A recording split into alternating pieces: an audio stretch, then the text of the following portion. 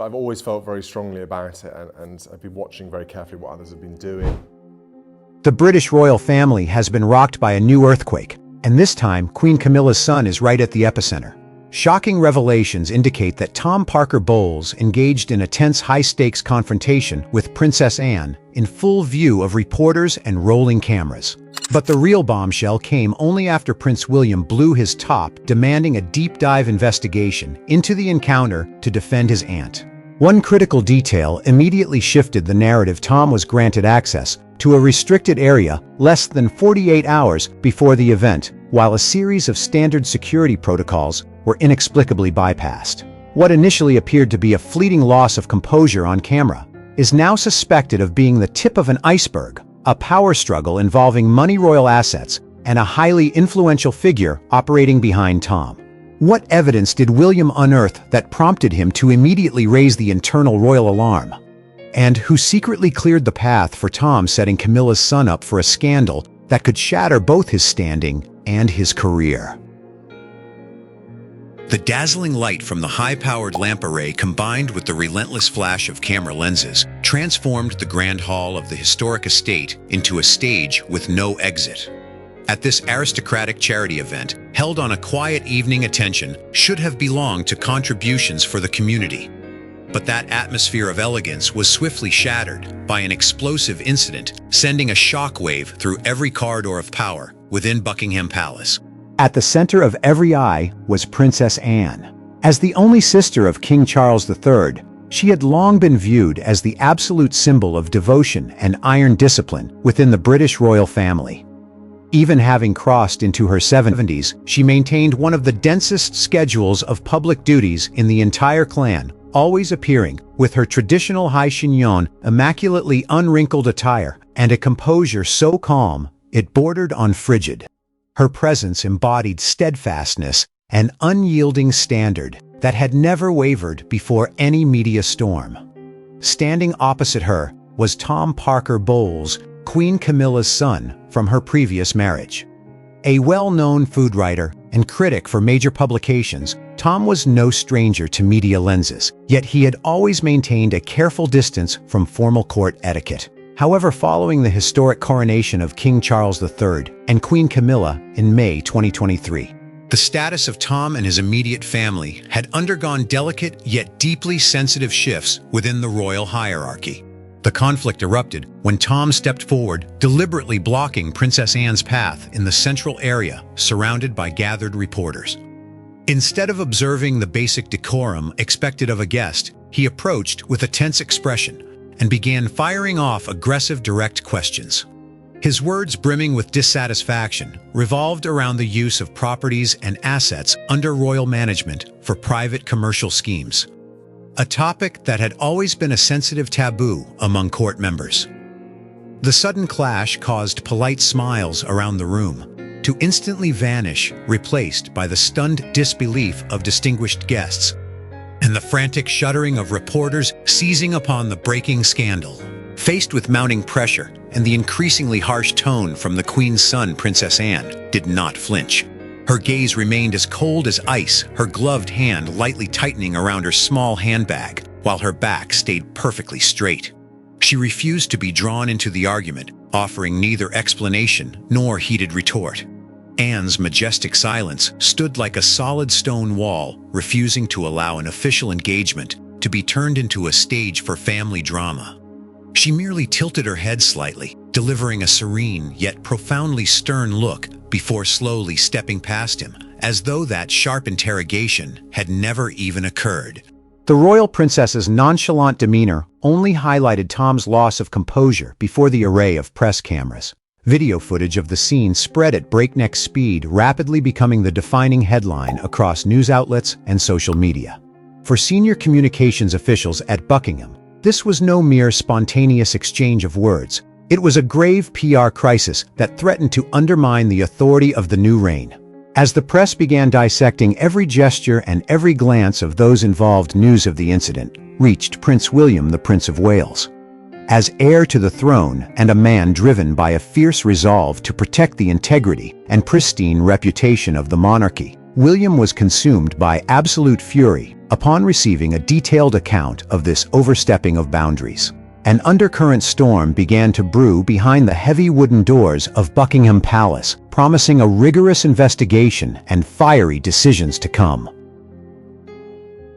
The news of the public confrontation at the charity event reached Kensington Palace like a spark tossed into a powder keg. When the media advisors presented the video footage capturing Tom Parker Bowles interrogating Princess Anne, the atmosphere inside the Prince of Wales's study seemed to freeze instantly.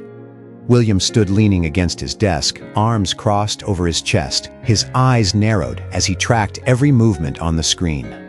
His jaw set hard, the clearest sign of the storm gathering behind a forced composure. To him, the audacity of a non-working figure like Tom confronting and putting direct pressure on a senior royal in full view of the press was intolerable, a grave insult to the order and discipline of the court. Without delay, William summoned an emergency meeting with security officials and key advisors. Inside the closed briefing room, where the air hung heavy with tension, a clear divide emerged through conflicting viewpoints. A few seasoned communications advisors were quick to advocate a diplomatic approach aimed at diffusing the situation. They feared that escalating the matter would only invite public scrutiny into the already delicate dynamic between Queen Camilla's private family branch and the core royal members. Overreacting risked igniting a full-blown media scandal, dismantling the image of unity the new reign had worked so tirelessly to cultivate.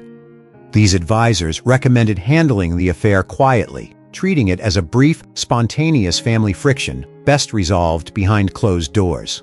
William, however, flatly rejected these appeasing arguments. He refused to view the incident through the lens of a mere personal dispute or a temporary PR hiccup.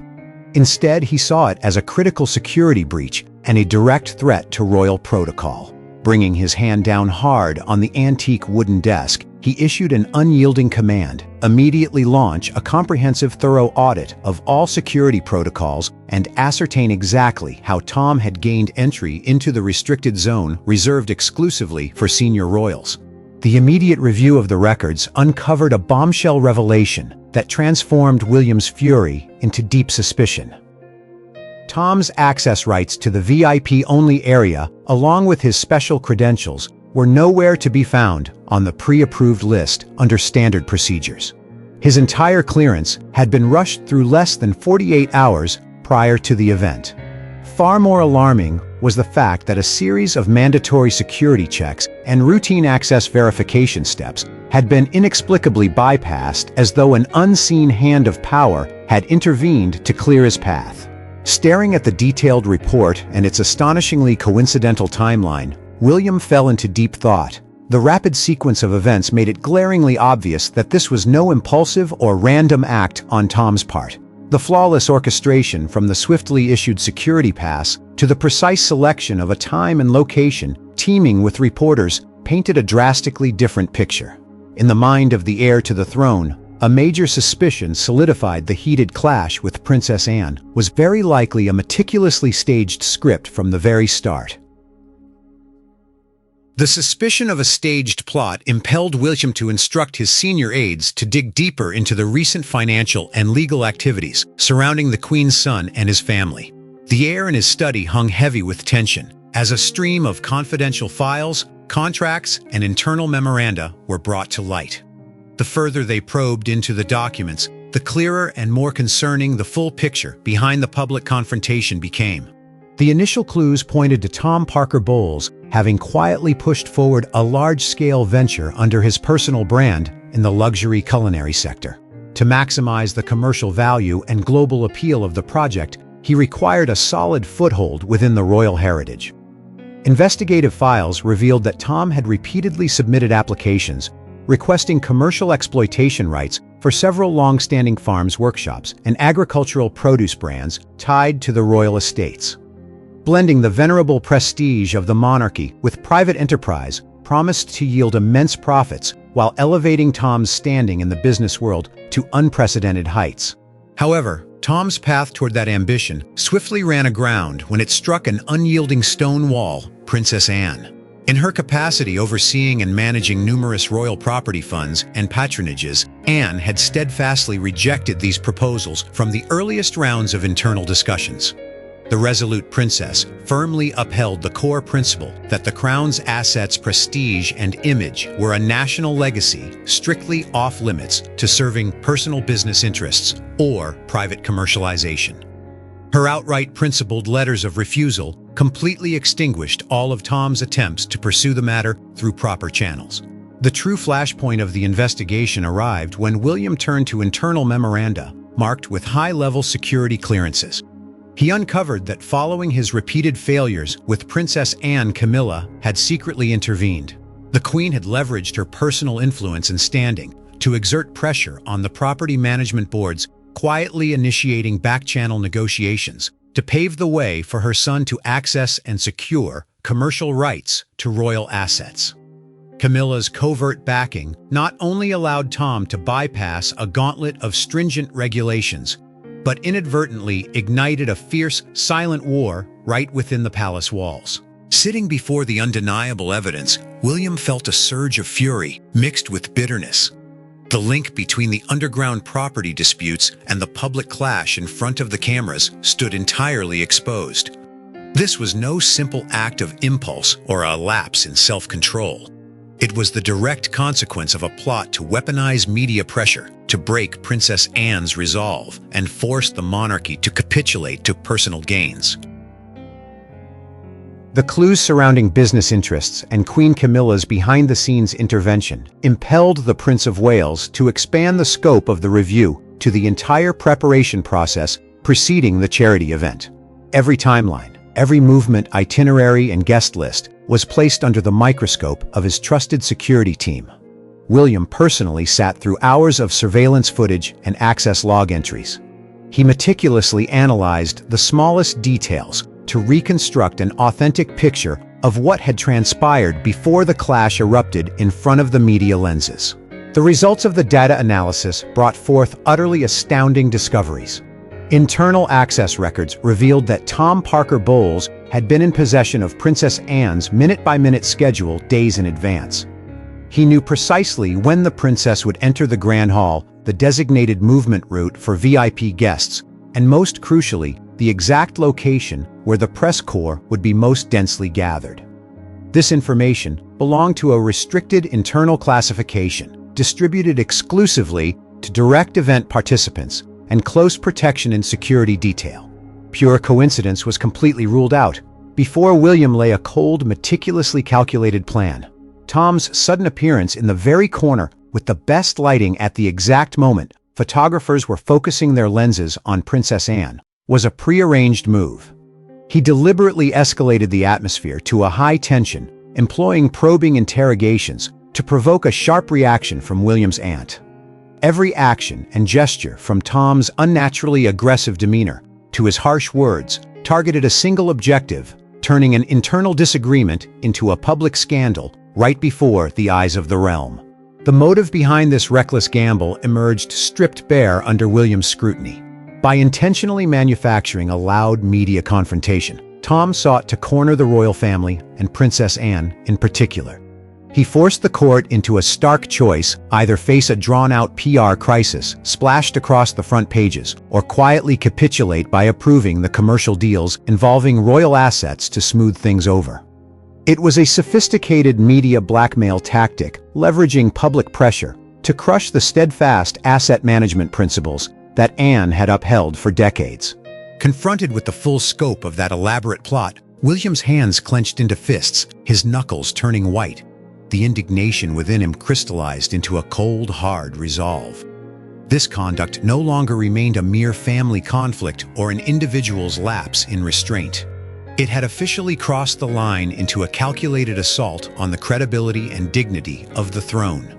William understood that if the monarchy chose to yield or compromise in silence, this time a dangerous precedent would clear the path for further exploitation, collapsing the very foundation of discipline the clan had painstakingly built over generations. The atmosphere inside King Charles III's private study deep within Buckingham Palace sank into a heavy, oppressive silence. The late afternoon sunlight filtered dimly through tall, arched glass windows, casting long, shadowy beams across the crimson velvet-walled surfaces, antique mahogany furnishings, and gilded frames of ancient royal portraits. Prince William entered the room with measured, deliberate steps, carrying a thick leather folder containing the full, unvarnished results of the independent investigation into the incident. With the calm, formidable, and unyielding demeanor fitting the heir to the throne, he slowly laid out each detailed report, extracted schedule logs, bank records, and confidential internal memoranda onto the polished surface of the massive oak desk. He consciously refrained from making emotional accusations or relying on fiery rhetoric, instead letting the cold, precise timelines, the unusual approval signatures from high-level offices, and the drafted commercial transaction documents speak their stark and undeniable truth. Standing before the king and a select handful of the palace's most trusted senior advisors, William proceeded to detail the true alarming nature of the entire affair, step by step. He painted a comprehensive and chilling picture of the media pressure plot orchestrated by Tom Parker Bowles, exposing how the behind-the-scenes maneuverings had leveraged deliberate cracks in institutional authority to attempt a quiet usurpation of lucrative royal assets. Throughout the prince's methodical presentation, King Charles's expression shifted slowly from sheer shock and dismay to a profound, visible anguish.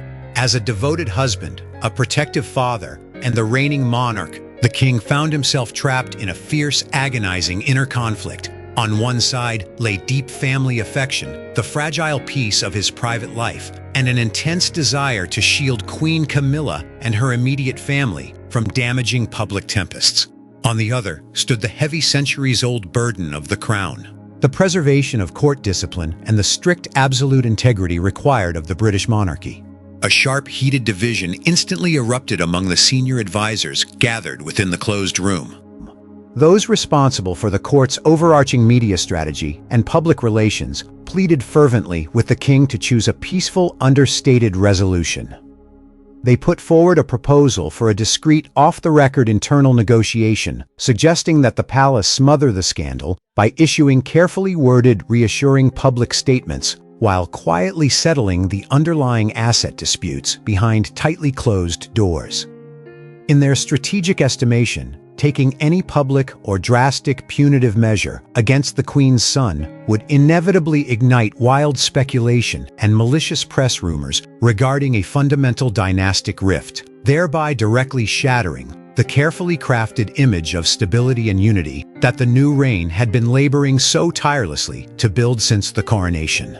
William, however, held an entirely opposing position and stood his ground with absolute, uncompromising firmness. He flatly rejected every single argument favoring compromise, sweep-under-the-rug tactics, or public relations maneuvering. The Prince of Wales fixed his piercing gaze directly on the assembled advisors, his voice echoing with quiet authority, as he asserted that deliberately exploiting royal influence for private financial gain and shamelessly deploying media pressure to ambush a working senior royal actively fulfilling state obligations was a treasonous act that had crossed an irrevocable red line. He forcefully emphasized to his father that making concessions or attempting a cover-up in this instance would not be seen as wise diplomatic discretion, but rather as the cowardly indulgence of corruption, an act that would directly undermine court discipline and irrevocably destroy public trust in the monarchy's moral integrity. The sheer determination, unshakable logic, and formidable presence of his eldest son delivered a decisive, crushing blow to King Charles's agonizing hesitation. After minutes of tense, drawn-out reflection, during which no one in the room dared to speak, the king slowly rose from his chair and walked quietly toward the tall window overlooking the manicured palace grounds below. His arms hung loosely at his sides, his broad shoulders slumping visibly under the overwhelming emotional weight of a historic family and constitutional decision.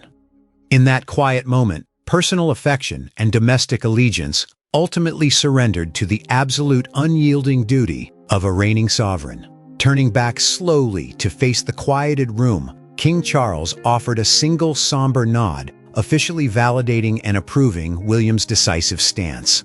Within hours, a top-secret internal royal decree was formally drafted by the king's private secretaries, poised to execute swift administrative retribution and strip away every remaining privileged security clearance and access pass that Tom Parker Bowles had ever enjoyed within the royal domain. The top-secret internal decree descended like an invisible yet razor-sharp blade, systematically severing every privileged connection, hidden influence, and administrative loophole that Tom Parker Bowles had quietly accumulated over the years. In keeping with the Crown's ancient preference for discreet execution, there were no dramatic press conferences, called no official communiques pinned to the iron gates of Buckingham Palace, and no sensational press leaks fed to the tabloid-hungry media. Instead, the entire punitive process was executed in absolute administrative silence, carried out through internal security databases and official protocols with a devastating, unyielding thoroughness that left no room for appeal or negotiation.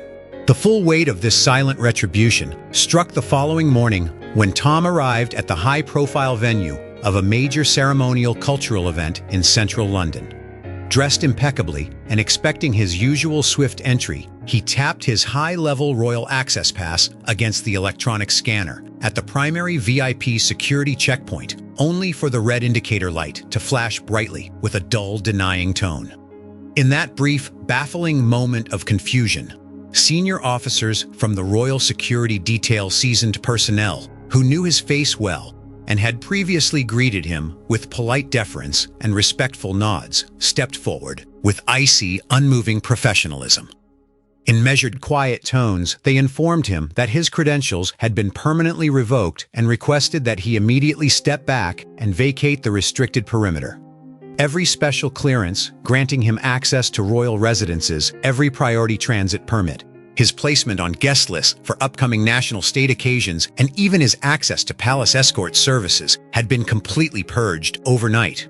Tom's name was systematically erased from the central security database, reserved for the royal family's trusted inner circle, effectively sealing the heavy doors to the corridors of power he had once so freely traversed, leaving him stranded on the outside without a single opening left to exploit.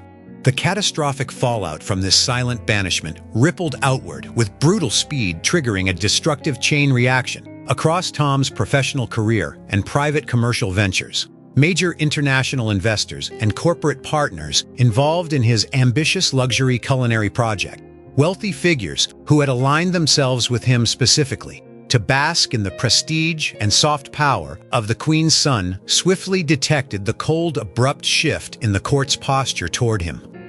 Within days, ongoing commercial negotiations ground to a complete standstill. Lucrative endorsement deals vanished, and potential venture capital funding was quietly withdrawn without a single formal explanation. Without the ability to associate his brand with royal estates, historic properties, or official state engagements, the grand commercial value Tom had spent months orchestrating dissolved overnight, leaving him facing staggering financial liabilities and irreparable reputational damage.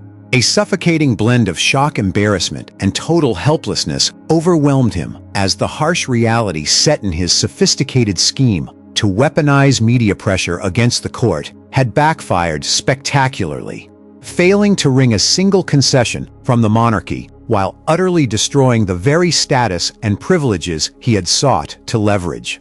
Meanwhile, behind the ancient stone walls, where the subterranean storm had raged and settled, Princess Anne maintained her trademark posture of absolute unbothered composure. She displayed no hint of victory, betraying neither a smug's glance nor a petty gesture of vindication over the swift downfall of her step-nephew.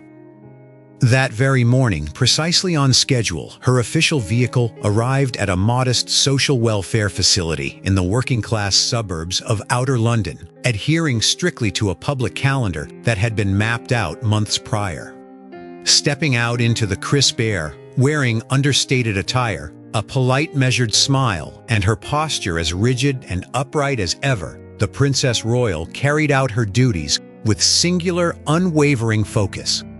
To a veteran of public service like Anne, the high-tension clash on the red carpet and the decisive retribution handed down behind closed doors were nothing more than brief, insignificant ripples in a decades-long ocean of duty and devotion to the realm. She brushed past the entire scandal as though it had never even taken place, allowing her quiet, unshakable work ethic to deliver a masterclass in the enduring values and dignity of the crown. The high-stakes internal crisis thus drew to a final permanent close without ever exploding into a sensational headline across the front pages of the international press. The news cycle moved on, and public attention quickly drifted to newer, shinier stories, blissfully unaware of the constitutional friction that had transpired behind the scenes. Yet within the private sanctums of Buckingham and Kensington Palaces, an uncompromising standard of royal discipline had been firmly re-established with quiet, ruthless precision. Gazing hollowly through the tinted window of his car, as it navigated the congested streets of London, Tom looked back one last time at the grand distant facade of Buckingham Palace, receding into the grey skyline. Without a public announcement, without a shouting match, and without a word of public debate, he understood with painful clarity that the line had been drawn, and the heavy doors guarding the heart of royal power had officially and permanently closed against him. After finishing this story, do you believe the quiet yet devastating punishment handed down to Tom Parker Bowles by King Charles III and Prince William was a well-deserved consequence, or was it overly cruel toward a family member? In a sea of videos, I am so glad YouTube managed to bring this one to you. We pour a tremendous amount of care into researching every single detail of these royal histories. I know using a TV remote takes a little extra time, but your likes and subscriptions are the ultimate motivation for our team to keep creating careful, high-quality stories for your screen. Thank you so much for your support.